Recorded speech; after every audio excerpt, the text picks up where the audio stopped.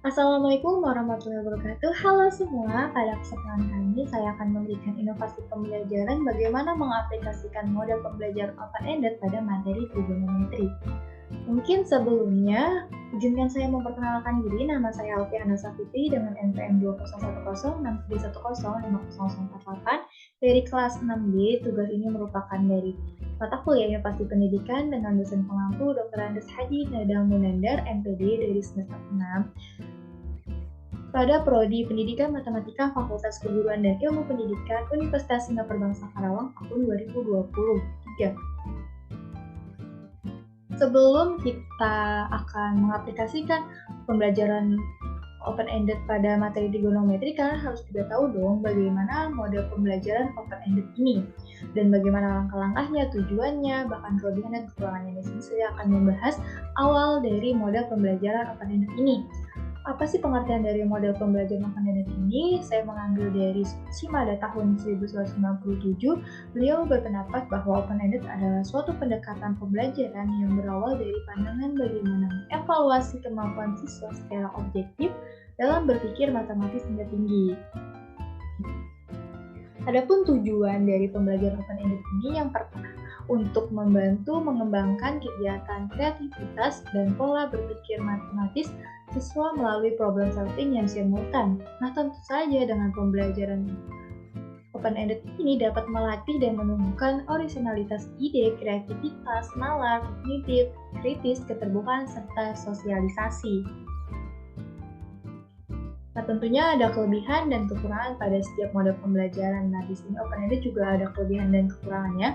Untuk kelebihannya, peserta didik berpartisipasi lebih aktif dalam pembelajaran dan sering mengekspresikan idenya. Yang kedua, memiliki kesempatan lebih banyak dan memanfaatkan pengetahuan dan keterampilan secara progresif.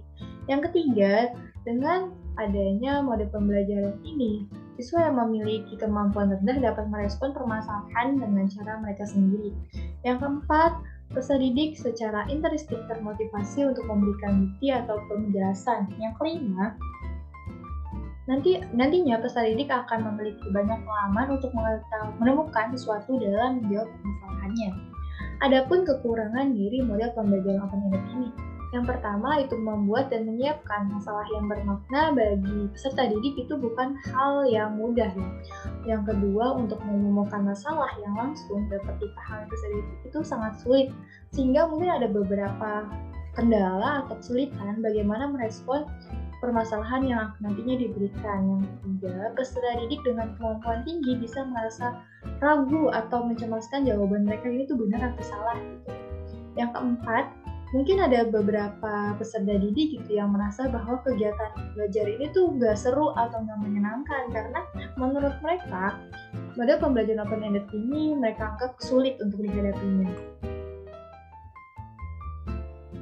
Nah, tentunya ada langkah-langkah bagaimana untuk mengaplikasikan model pembelajaran open-ended ini. Saya mengutip dari Lestari dan Yuda Negara pada tahun 2017 perihal langkah-langkah yang harus diperhatikan dalam pembelajaran dengan menggunakan pendekatan open-ended. Yang pertama itu ada open-ended problems. Nah, siswa ini diberikan masalah yang memiliki lebih dari satu jawaban yang benar atau metode penyelesaiannya. Yang kedua, kontributisme. Nah, siswa mencari pola untuk menyelesaikan masalah yang diberikannya. Yang ketiga, eksplorasi, yaitu siswa dapat menyelesaikan melalui kegiatan eksplorasinya. Yang keempat tentunya itu ada presentation, yaitu siswa menyajikan masalah temuannya. Nah, langsung aja pada pengaplikasian pada materinya. Untuk pengaplikasiannya, di sini saya menggunakan lembar kerja peserta didik dengan materi trigonometrik dari kelas 10 itu semester 2, semester genap. Nah, di sini dengan ada pokok pembahasan untuk mengenai rasio trigonometri pada segitiga siku-siku. Dan di sini saya sudah mencantumkan kompetensi dasar, indikator, tujuan pembelajarannya, bahkan petunjuk umum bagaimana menyelesaikan lembar-lembar kerja peserta didik ini. Nah, dari satu kelas ini diminta untuk membuat kelompok yang terdiri dari 4-5 orang dalam mengerjakan LKPD-nya. Nah, yang kedua, akan dibagikan LKPD ini dan menyelesaikan sesuai urutan-urutan yang sudah diberikan, yang sudah ada dalam lembar kerja peserta didik ini. Selanjutnya kalau misalkan nanti pada pengerjaan ada peserta didik yang kurang paham dalam menyelesaikannya, itu bisa langsung ditanyakan ke guru kalau emang memerlukan penjelasan lebih lanjutnya.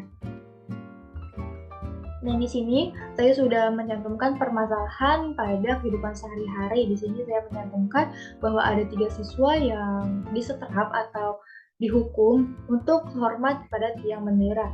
Nah, nanti dari sini siswa diminta untuk berdiskusi tentang permasalahan yang ada di atas, mengikuti langkah-langkah yang ada di sini. Yang pertama, siswa diminta untuk menggambarkan bagaimana cara menyelesaikan masalahnya, buat sketsa dari permasalahan tersebut. Yang kedua, bagaimana tinggi tiang benderanya, ukuran bendera, maupun apakah di sekeliling kalian ada masalah yang serupa.